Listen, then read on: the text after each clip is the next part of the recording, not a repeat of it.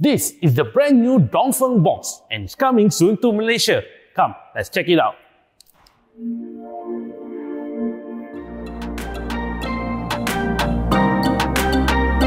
Also known as the Nammi 01 in China, the first thing that probably caught your attention is its fashionable design. The rounded exterior look has been paired with some premium touches, including flush pop-up doors and frameless windows. The same goes for the inside too, as you can spot the quilted design on the door panel covers and part of its dashboard. By the way, check out this unique front storage box. Just don't expect real leather though, and most of the interiors are still covered in hard plastics.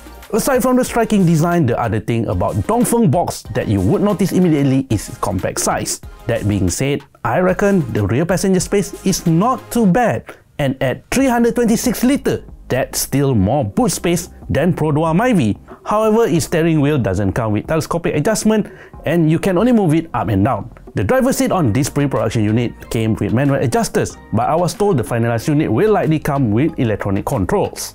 Now, let's check out some of its tech equipment. The Dongfeng Box features a 5-inch instrument cluster and 12.8-inch infotainment touchscreen. The operating system is quite bare, does not come standard with Apple CarPlay or Android Auto, but there is an animated cat on its home screen. Oh, there's also customizable ambient lighting, wireless phone charger, 540-degree camera, and ADAS Level 2. The Dongfeng Box even features auto parking capability, which is unheard of for an entry-level EV in Malaysia. Let's not forget about the sounds that it can make when you lock and unlock its doors or when you try to locate it in a car park. And they are loud!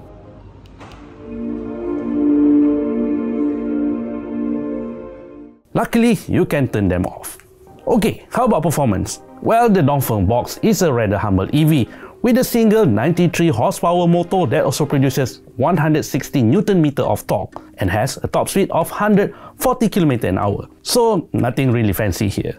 In terms of battery, the Dongfeng Box can be obtained with up to 42.3 kWh LFP battery, which allows it to deliver 430 km of range, but this is according to the rather lenient CLTC standards. When it comes to the global WLTP standards, the range is much lower at 310 km.